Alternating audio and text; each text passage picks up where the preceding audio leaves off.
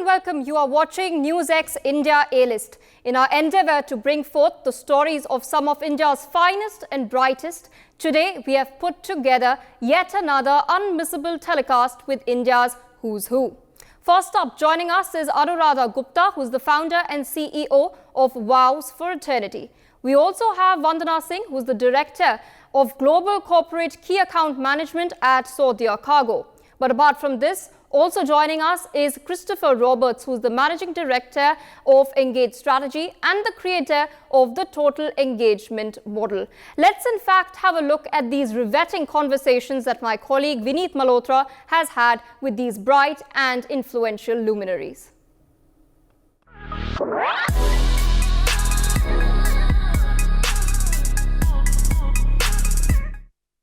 Bringing life partners together. How is it different from some of the other conventional platforms, that people are perhaps tired of, for the lack of a better word? When you love somebody, give them the wings to fly, give them the roots to anchor them so that, they have something to come back to. Focus on vows for eternity. The maneuvers that you had to in fact contend with while getting into this business-wise. They're looking for quality. They're not looking for quantity. They're looking for curation. They value the emphasis on curation. They value the emphasis on vetting. Very similar to a retained search firm. NewsX India A-List proudly recognizes Anuradha Gupta for excellence in entrepreneurship. Hello and welcome to this special program. My name is Vineet Malhotra. You're watching NewsX. Today we're going to be talking to Anuradha Gupta. She's an entrepreneur, a renowned matchmaker, an angel investor, and a dedicated mother of two. As the founder and CEO of Vows for Eternity, a premier matchmaking firm, she channels her passion and profound insights into human psychology and, of course, relationships. With an MBA from Melbourne Business School and a background in leading strategy and marketing of Arsenal FC, Anuradha is a trailblazing entrepreneur who forges a unique path. A self-driven learner, she's currently enrolled in the prestigious Executive Education OPM program at Harvard Business School, further honing her strategic leadership skills. Anuradha, appreciate you taking out the time from your busy schedule and speaking with NewsX. Thank you so much and welcome to the show. Thank you, Vineet. It's a pleasure. Right. Well, first up, Anuradha, we'll get right into it. Tell us about the inception of the platform, of your brainchild, Vows for Eternity, and how did it all start? What made you realize that this was perhaps a space, a vacuum that needed attention? It's actually a very interesting story, at least for me, because it was born out of my own personal experience. And I was born and brought up in India. I come from a business background and I was outside India, and I've been outside India for most of my life. And when I was ready to get married, I just found, there was this whole, the typical structure that has existed for years of biodatas, boys and girls exchanging biodatas. And, don't get me wrong, it works for a lot of people. For me, it did not work. I got 2 pieces of paper which spoke about the person's education, height, weight, location, interests, and hobbies. And everybody loves music, everybody loves travel, everybody loves movies, but I don't think those things sustain a marriage. And there's so much more about me as a person, my life experiences, my journey, what I want from life, the journey that I want to travel with a life partner. There was no place in those 2 pages for me to convey that. And that's the reason. And I felt very strongly that there will be other people who feel the same way. It has to be, a marriage is about 2 people coming together. It's a partnership. It's not about the education and the interests and the hobbies. And that's really why Vows for Eternity was born. I didn't see anybody else who could help me at that point. So I, ended up creating something that could help people like me who felt the way I felt at that point. Let's also talk about the sign of the times. What are the, most essential elements that make for a good partnership, according to you? Matchmaking is no longer about, that Ram Sita ki jodi, the 36 traits that have to match. Even when they do at times, people still end up getting divorced. What do you think is that benchmark today that people should adhere to? I think people have to follow their heart. I think they have, each of us have to follow, so many times I hear, is there a right age? Is there a right time? Is there for marriage? I just think one has to follow one's heart and do what feels right to us, right? To each individual. I think for the longest time, we've been influenced by what will society say, what will our neighbors say, what will this one say, what will this auntie say if you meet somebody in a marriage. So I think a lot of external things have really influenced what we do and when we do that. And I think we need to take that, it's our life. And each of us need to take that control. Even a lot of times, it's not only for women. A lot of times, guys weren't ready, but that was an expectation, and they did it. So I think we have to sort of take that back into our own hand and say, you know what, I will do it when it feels right to me, when I feel ready. Whether that is, I might want to do it linked to a certain age, and that's fine. Somebody else might want to do it when it feels right to them. For me, it was very clear that I want to get, I was in relationships earlier. We have all had relationships at the age I got married, but it was always been, I wanted to be with somebody I can't live without. You can live with a number of people, but somebody you find you can't live without. That connection was very important to me. And thank God I found him when I was 34. Otherwise, I don't know what would have happened. But I think the bottom line is we all need to make our own choices. Let's talk a little bit more about vows for eternity. Well, you say it's a very personalized and it's a confidential service that you render. Please shed some light on what this is really all about, and how is it different from some of the other conventional platforms, that people are perhaps tired of, for the lack of a better word. We've been here for a decade, and I think it's very true to the reason why we started this in the first place. I think we've always thought, and I think we're a group, bunch of women who over time we've grown as a company. We're in different countries. We've got members in 65 countries. We've got offices across the globe. But I think what has stood the test of time, of course, is marriage, but also our approach to it. We've always believed that it is a partnership at the end of the day. And it is a partnership which has to be based on certain things. For us, that has been, respect, of course, love, friendship, and acceptance. These things are very important in a relationship. And I think it's the mindset that we bring. Of course, there's a process that we've put together over the last decade, which works very well in terms of a person A finding person B. And our focus is on trying to understand a person. I think when you understand, when you take out the time and you invest in a person, and which we do with our members, so the more you understand someone, the better you are going to be at connecting that person to someone else. So I think our focus really has been less on, is it person A, B, or C? It is more about, let's get to understand you a lot more. And therefore, it's easier to connect you to somebody who you will naturally gravitate towards. We have always been about arranged introductions. We've never really believed in arranged marriages at our end. It works for a lot of people. That's not something that we do. And that's something that has been consistent. I think there is a very beautiful quote by His Holiness the Dalai Lama, which I really believe sums what we are all about. I think for us, marriage. So His Holiness says, when you love somebody, give them the wings to fly, give them the roots to anchor them, so that they have something to come back to, and then they will be in it because they want to be in it. And that's really it's not a prison. Of course. Well said. Let's talk about the business angle as well. How has it been for you navigating this ecosystem business wise? There are a lot of legacy players who were already in it. So, were there any challenges? Was there any, uphill, maneuvers that you had to in fact contend with while getting into this business wise?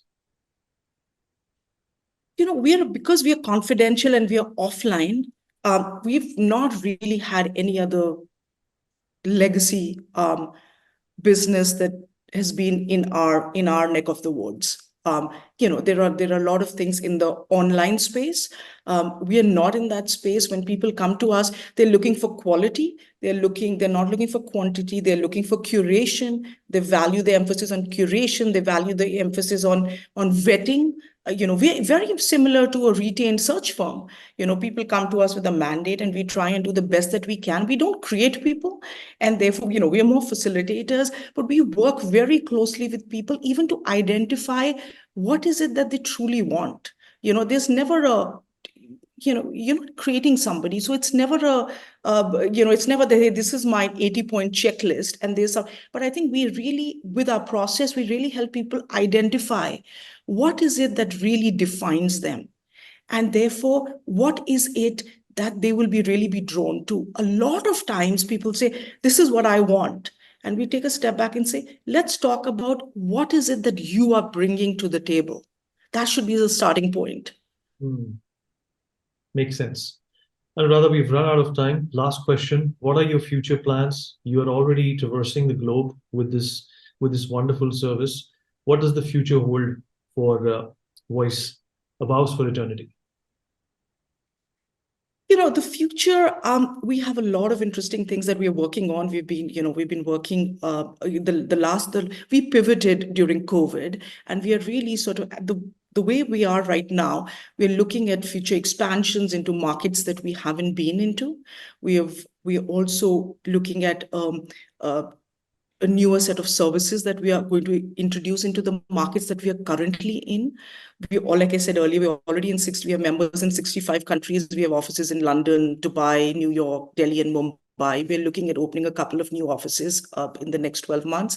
We're looking at increasing our services. We are also looking at, taking this out to foreigners. There has been a great interest from them in the last 6 months, where they've really had their hands burnt with online, and they really recognize the importance and how this Indian matchmaking is all about. I think so. There's a lot of interesting things we're working on. So, and we've always had the support of our members.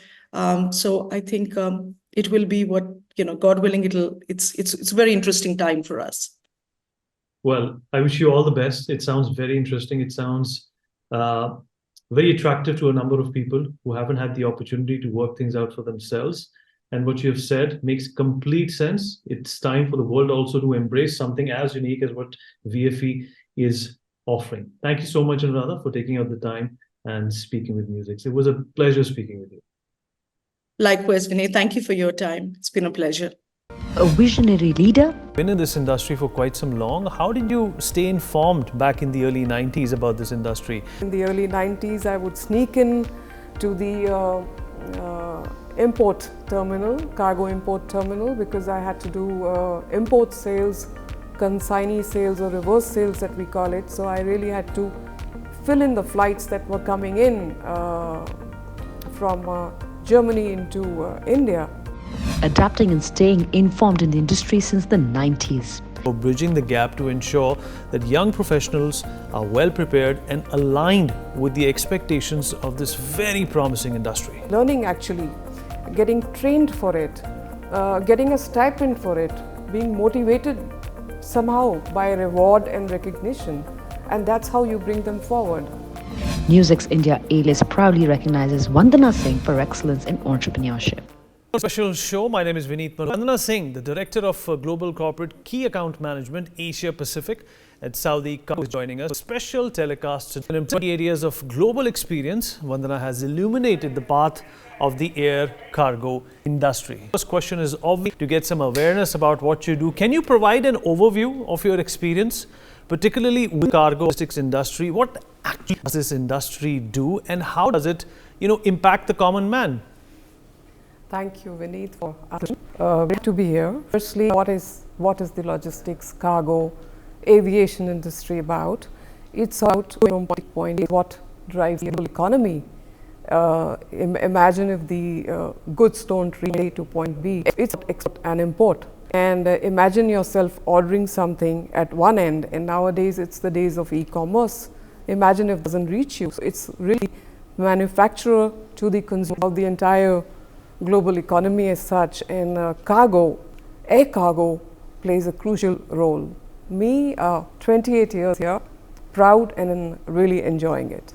Thank you. That's good to know, Vandana. And how did you get into this industry, or can you choose this industry, or was it vice versa? That's a very interesting question, Vineet. I would say we chose each other. So at the beginning, coming from a forces background, coming from a military background, that father being a brigadier from the Indian Army, I always wanted to be a fighter pilot. And gone are those days. Of course, those days, forget being a fighter pilot. You wouldn't even be allowed to join a lady in the Indian Armed Forces. And I was always so attracted, by the aircraft. So this industry happened to me. It happened from the passenger side, and I made my entry into cargo because I was intrigued by these pallets that used to move. And look at that, and I would say that is the unspoken passenger. I need to talk to that. I need to do that. Supply chain logistics, cargo. That interested me, and it pushed me into that arena. So yes, we chose each other. Yes, I'm happy I chose it.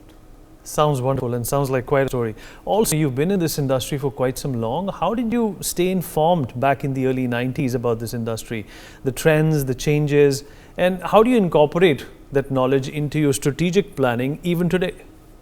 Again, well, today is the time of artificial intelligence, chat, GPT, and what have you. And that was a time when there was no internet. There was nothing called, even the mobile phones were still coming in. So there was really no way to get that kind of market intelligence. So, but that's an era which produced some of the best scientists that we know of. Very true. And we had to do a lot of studies, meaning be it the newspaper, be it the news, be it the journals, be it the supply chain management books, be it reading which industry is coming up, who are the major exporters, buyers, shippers, and that's the way I would do it. I remember in the early 90s, I would sneak in to the import terminal, cargo import terminal, because I had to do import sales, consignee sales or reverse sales that we call it. So I really had to fill in the flights that were coming in from Germany into India. So I would sneak in and actually go in and write on my wrist, the available number, what is the shipper's name, what is the consignee's name, and really use that as market intelligence. So those were the days, but nonetheless very, very interesting and a lot to learn from, and I'm very proud of those days. And ideally you should be.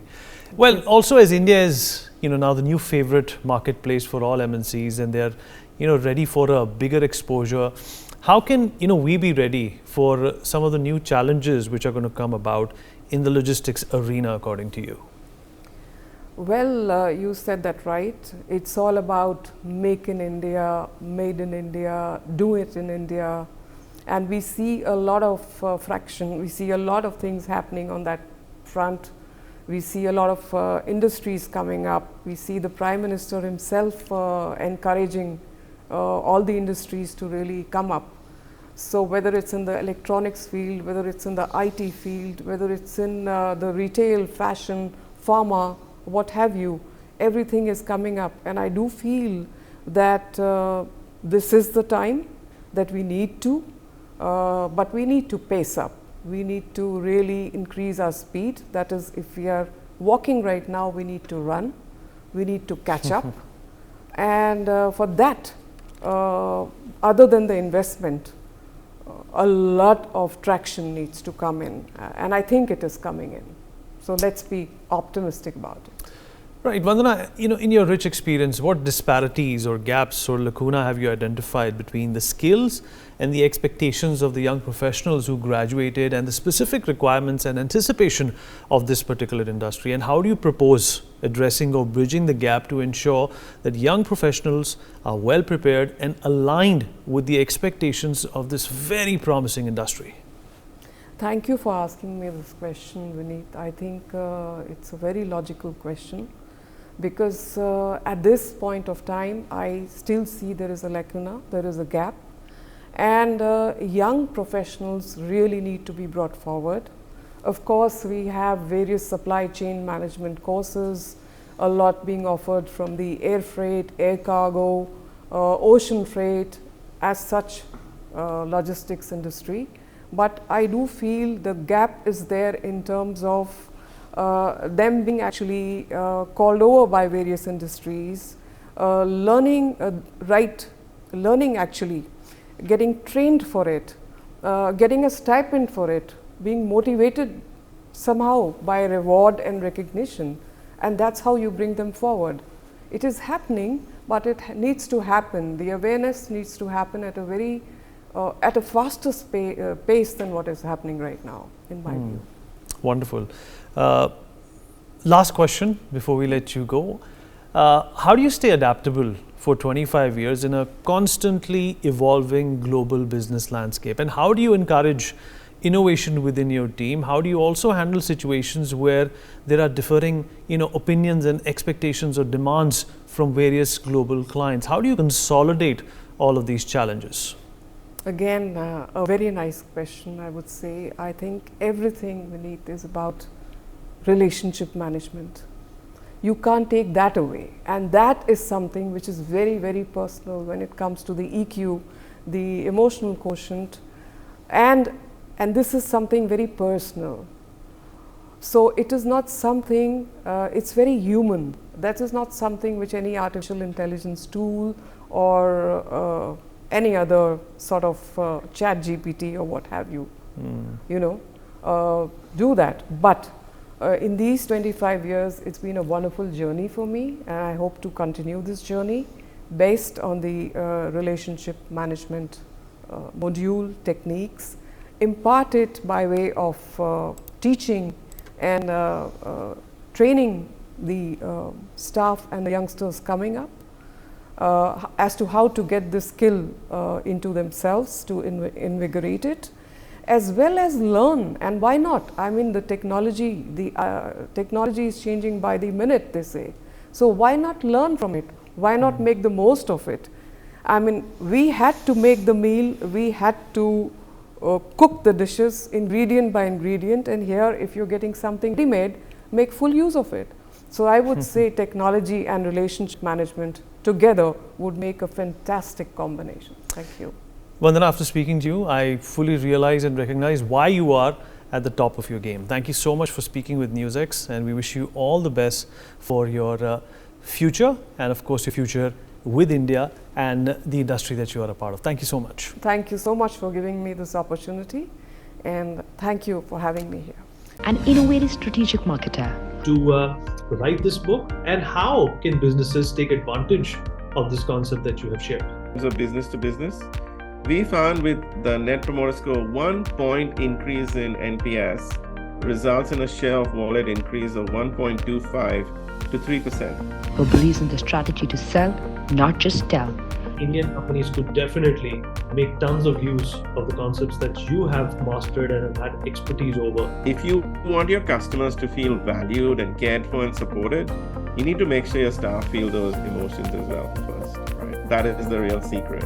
NewsX India A-List proudly recognizes Christopher Roberts for excellence in business advisory. Hello and welcome to this special chat. I'm joined by someone very special. Christopher Roberts is a brand interventionist. He has achieved record NPS increases, helping brands grow their Net Promoter Score by 80 plus points. His influential book, 10 Reasons Why CX NPS Programs Fail, has garnered considerable attention within the customer experience, which is the CX industry, offering valuable insights and guidance to numerous entrepreneurs and leaders. As the founder of Engage Strategy, Christopher is dedicated to assisting organizations in realizing their full potential by aligning their CX performance metrics and brand strategy.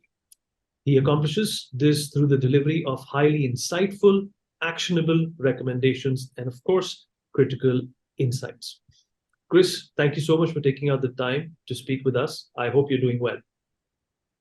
Oh, I am well, Vinay. Thank you for that. And thanks for the opportunity to speak to your viewers, and greetings to all your viewers as well. Yeah, look, I'm really looking forward to sharing a few of my insights, and I hope it'll help Indian businesses from startups all the way to, corporates. Sure. So we'll straight away jump into the deep end now, Chris. We all know that being customer focused is critical for any and every business. The title of your book, which is 10 Reasons Why CX NPS Programs Fail, is very intriguing. We want to know what led you to write this book and how can businesses take advantage of this concept that you have shared. Yeah, absolutely. I would love to say that the only reason was that I wanted to help businesses, like I said at the beginning of this interview. But quite frankly, it was born out of sheer frustration. And let me explain what I mean by that. There is so much money to be made. The economic benefits are so huge in terms of being customer focused.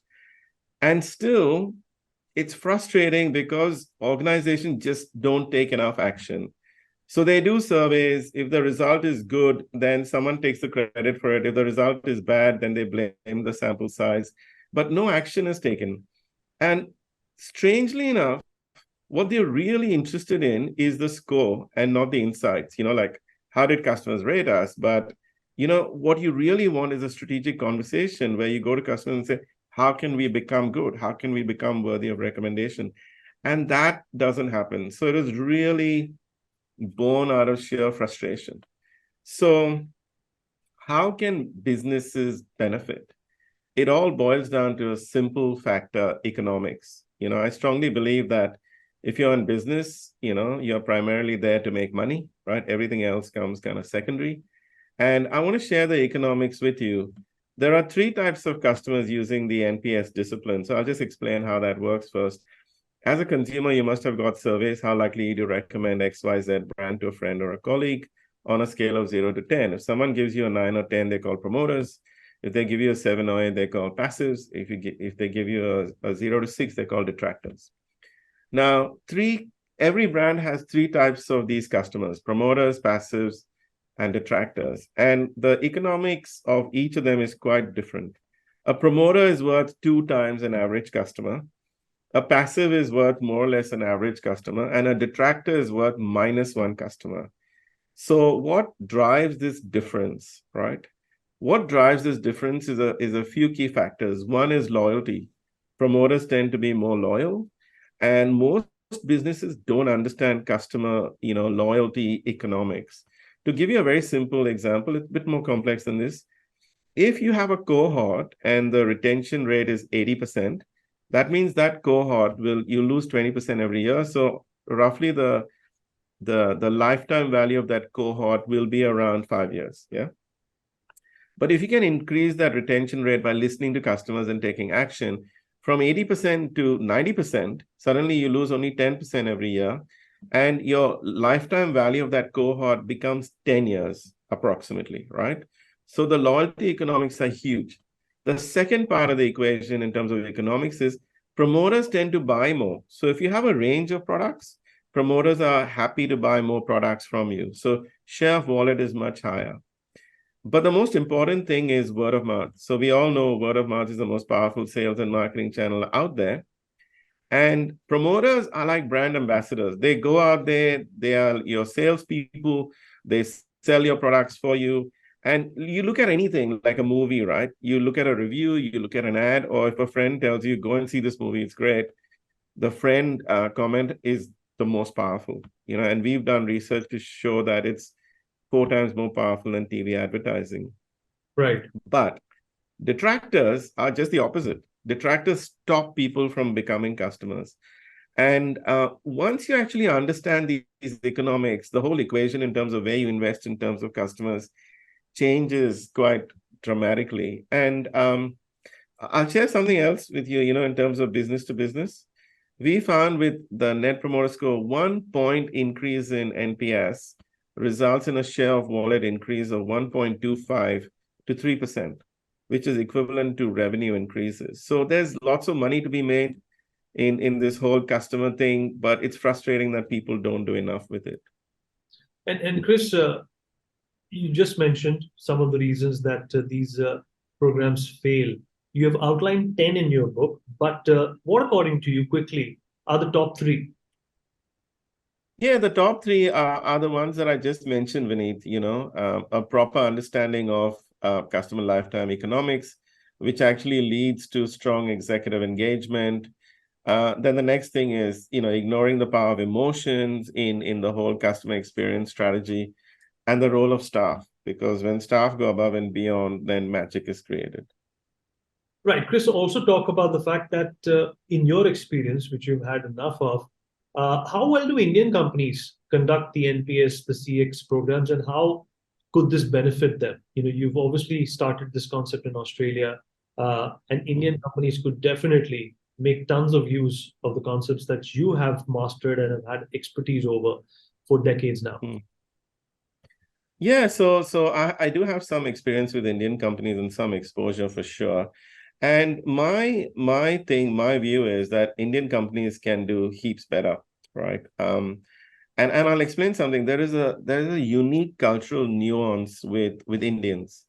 Indians are great hosts, So when they get guests, they treat them like gods. They are very hospitable people.